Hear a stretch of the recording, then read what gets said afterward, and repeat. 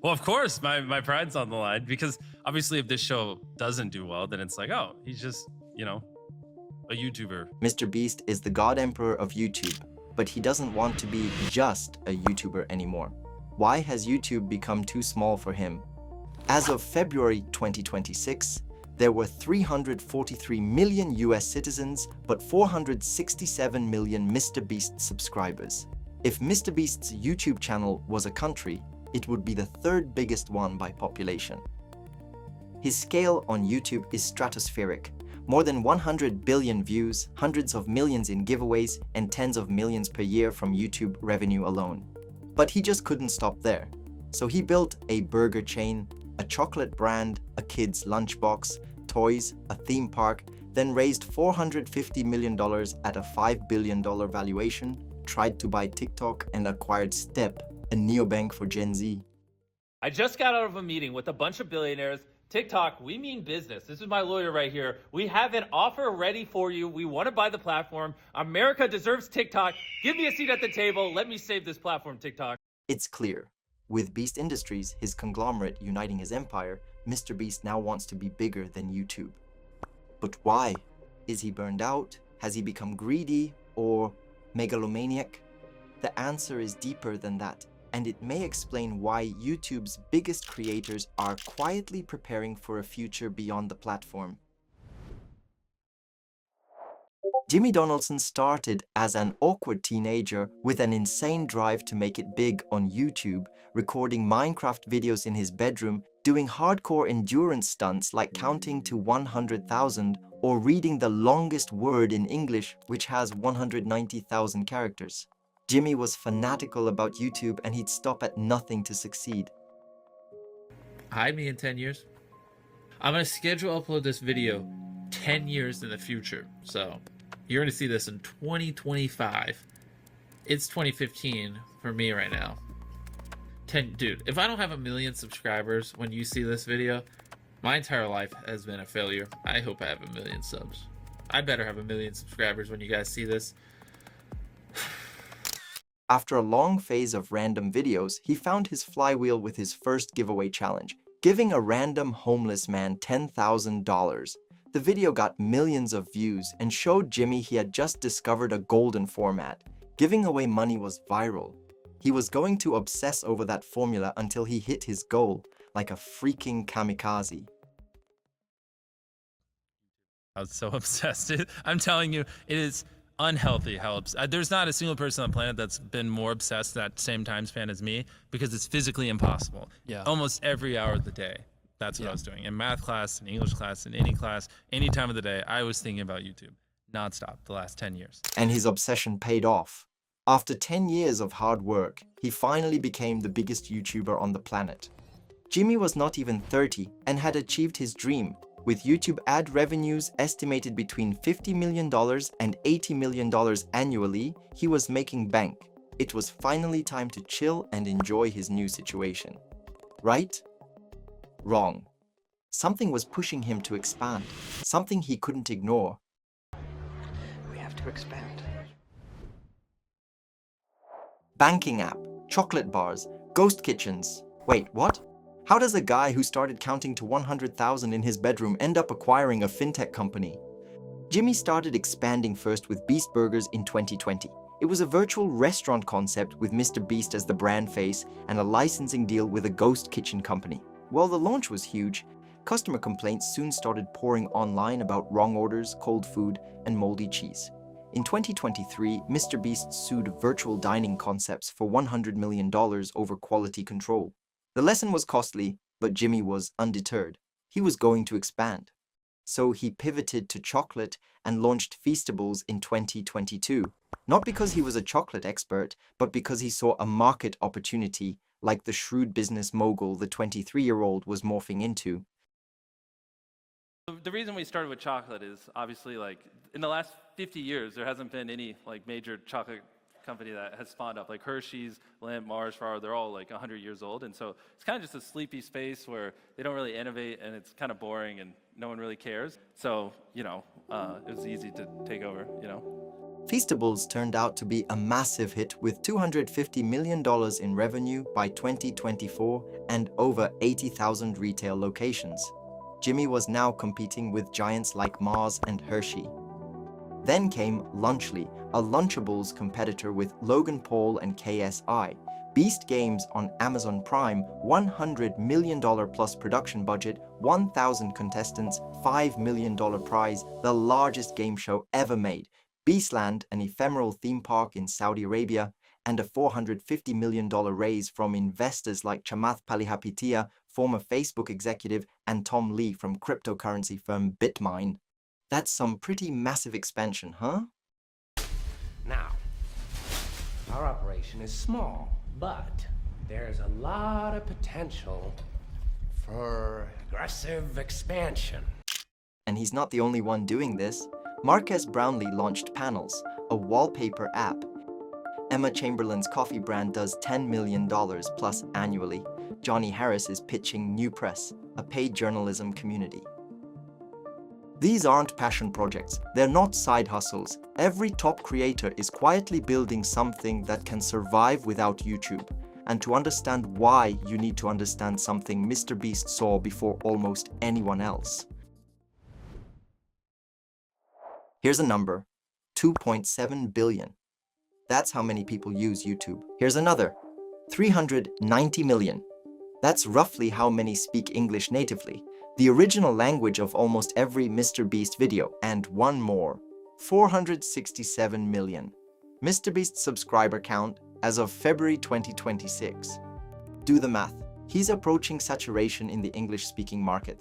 There are almost no new English-speaking YouTube users left to convert. But this isn't just about audience, it's about math. YouTube's ad revenue for top creators runs about $3 to $8 per thousand views. MrBeast pulls around 3 to 4 billion views a month on his main channel. That puts his YouTube ad revenue ceiling, the absolute maximum he could ever earn from the platform, at somewhere around $200 million a year. His annual production costs up to $250 million a year. So if you include every cost, it's probably $3.5 million a video now. Sponsorships help close the gap, $2 million to $5 million per integrated deal, but even those have hard limits. Brand budgets aren't infinite, and no single advertiser will allocate their entire yearly YouTube spend to one video. There's only so much money brands are willing to spend on a video. Like our videos, I mean, our views are crazy. So our videos get 200 million views sometimes now, not sometimes, a lot of them go on to get 200. Sometimes they get 300 million views. And so it's like, for me to get paid a fair price on that video for a lot of like people that advertise on YouTube, it's like literally half their entire yearly spend on YouTube, like brand deals, would have to go to me for one video for me to get paid fairly. So the rest has to come from somewhere else. I'm building these other businesses and revenue streams. It's just so I can funnel the money back into my main and grow the main as big as possible. That somewhere else where the money will come from is the empire. Feastables, Lunchly, in one word, Beast Industries. The new businesses aren't side hustles, they're keeping the YouTube channel alive. But even if the money worked perfectly, Jimmy still doesn't own any of the ground he's built his castle on. YouTube owns the algorithm. YouTube owns the recommendation engine. YouTube owns the notification system. YouTube can deprioritize a channel overnight, without warning, without explanation. Creators are tenants, not owners. And this isn't paranoia, it's happened before.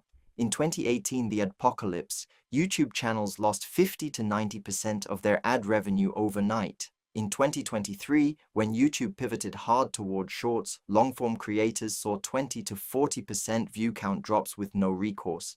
467 million subscribers on a platform he doesn't control. That's the ceiling, and no amount of talent, effort, or money can break it. So, is MrBeast burned out? Greedy? Delusional? Let's actually look at the data. Burnout first. If Jimmy were burning out, you'd expect declining output, lower production quality, some kind of creative retreat. That didn't happen. Instead, more content across multiple formats, better production, and more employees. Whatever Jimmy is experiencing, it isn't burnout. Greed?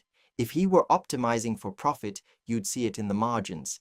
Cut video budgets, reduce giveaways, stop funding Beast Philanthropy, which donates 100% of its ad revenue to charity and has never turned a profit. But his budgets are higher, his giveaways are bigger. Feastables runs lower margins than Hershey's because he keeps reinvesting in quality and distribution. Almost every decision he makes leaves money on the table.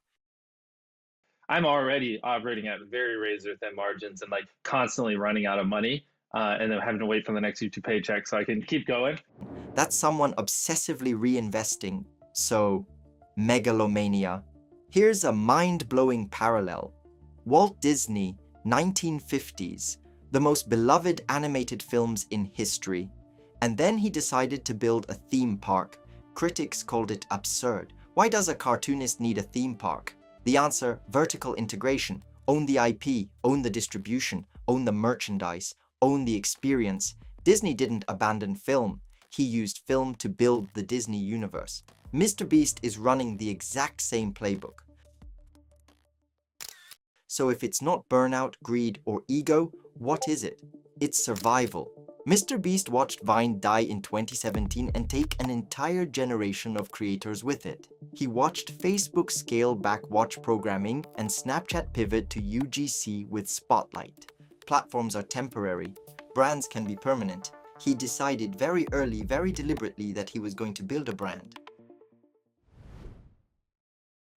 So here's the problem he had to solve. YouTube is generating $60 million to $100 million a year. Costs are higher. He doesn't own the relationship with his audience, and one algorithm change could crater everything. The obvious move, diversify quietly, launch a few products, hedge the risk, keep making videos. And most big creators stop there. But Jimmy went further. Each step pointed at the same target. Make YouTube the launchpad, not the destination. Step 1. Build a spectacle factory.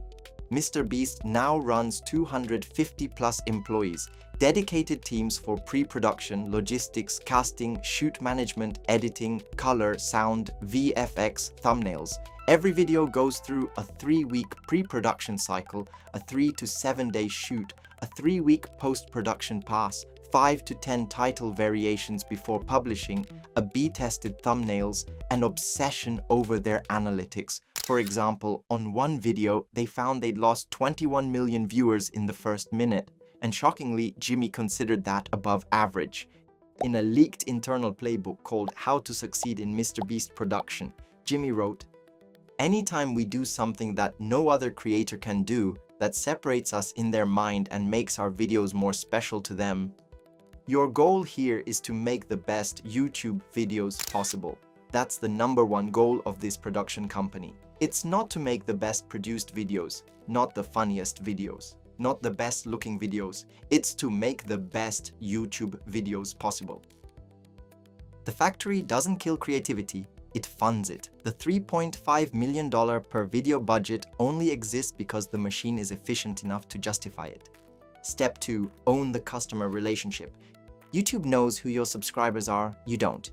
Every Feastables bar, every Lunchly pack has a QR code. That QR code drives customers to a website. The website captures emails and phone numbers. An email list now estimated at 2 to 3 million people, completely independent of YouTube. No algorithm in between. Step 3. Make YouTube a line item, not a lifeline. Back in 2019, nearly all of MrBeast's income came from YouTube ads and sponsorships. By 2025, his chocolate brand Feastables was generating more sales than his media business, with projections showing Feastables at over $500 million versus around $288 million from YouTube-related revenue. He's now way less dependent on the platform, and he's not alone. Logan Paul's Prime energy drink is valued north of $1 billion. It dwarfs everything he makes from YouTube. Emma Chamberlain's coffee revenue exceeds her content earnings. Rhett and Link's mythical entertainment businesses generate more than their YouTube ads ever did. The new rule of the creator economy is this: content is marketing, products are the business. Here's what's actually happening. At a scale bigger than just one creator, YouTube built a generation of stars. Those stars are now using YouTube as a customer acquisition channel to build businesses that don't need YouTube to survive. If an app's willing to pay you X amount of money for sponsorship, you could probably generate that much plus a lot extra if you owned an app, you know what I mean? And so imagine if you just, it was on brand and stuff like that, and you just promoted that in your videos instead. I think it's going to be very interesting. Think about what that means for the platform. YouTube gets the content, which fills their ad inventory and drives their revenue. But the most profitable monetization layer, the email lists, the product sales, the direct customer relationships, those are leaving the building. This happened before with Instagram. Instagram made influencers famous. Influencers used Instagram to drive traffic to Shopify stores, Substack newsletters, OnlyFans. Instagram lost that monetization layer. So it built Instagram shopping, subscriptions, creator tools, all attempts to pull the value back inside the ecosystem. YouTube is going to have to do the same. They've already launched YouTube shopping, creator product marketplaces are coming, built-in email capture. The platform's next move is predictable because Instagram already made it. It's a slow-motion hedging bet on both sides. For any creator watching this, there's a life cycle worth understanding. Phase 1. Grow on the platform, optimize for the algorithm. Phase 2. Monetize through ads and sponsorships. Phase 3, and this is where most people stall. Build owned media, email lists, websites, direct relationships. Phase 4. Launch businesses. Phase 5. Content becomes marketing, not revenue. Most creators never make it past Phase 2. MrBeast is at Phase 5. Because he stopped being just a content creator a long time ago, he became an entrepreneur who uses YouTube the way Disney used film as the engine that powers everything else. I'm coming more from the frame of mind of an entrepreneur, someone who's really obsessed with business building. For me and a lot of my friends and the people I hang around, what brings us happiness is winning and building companies and changing the world. Like that is fun. It's a complex problem you can wake up every day, and it gives you something to obsess over and devote your life to, where it's just having money doesn't, The window won't be open forever. Every platform dependency you still have is a vulnerability. The creators who figure this out early when they have the most leverage are the ones who'll still be building something in 2035 when the algorithm has shifted 3 more times and 2 more platforms have died. Patreon has 250,000 plus creators building direct subscriber relationships. Substack writers own their audiences. The direction is clear. By 2030, the top creators won't think of themselves as YouTubers only. They'll think of themselves as entrepreneurs who happen to use YouTube. MrBeast built an empire from a YouTube channel. That empire is now bigger than YouTube. And YouTube, the platform that made him, is quietly becoming just one of his distribution channels. But there's some irony to it. Jimmy insists the whole point of the empire is to fund the channel. In his leaked internal playbook, he wrote, "This book in particular is for our production company, which by the way is the most important company and allows everything else to succeed. Without the videos, everything else dies." That's why he brought in Jeff Hausenbold, a seasoned tech CEO and venture capitalist, to run Beast Industries day to day. Hausenbold handles the empire. Jimmy handles the videos. Jimmy also previously worked with Reed Dukeshire of Knight Media, a top influencer management firm, to launch Feastables. Yeah, it's basically, I want to sit here and I want to obsess over YouTube videos 90% of my waking hours. I just want to wake up and obsess over how I can make the best videos possible. It's like, Reed, I want you to wake up and obsess how these businesses keep growing, innovating, being creative. And so it's usually just that's our relationship. At some point, they want to take Beast Industries public, giving the 1.4 billion unique people who watched Jimmy's content in the last 90 days a chance to own a piece of it. And Jimmy doubles down.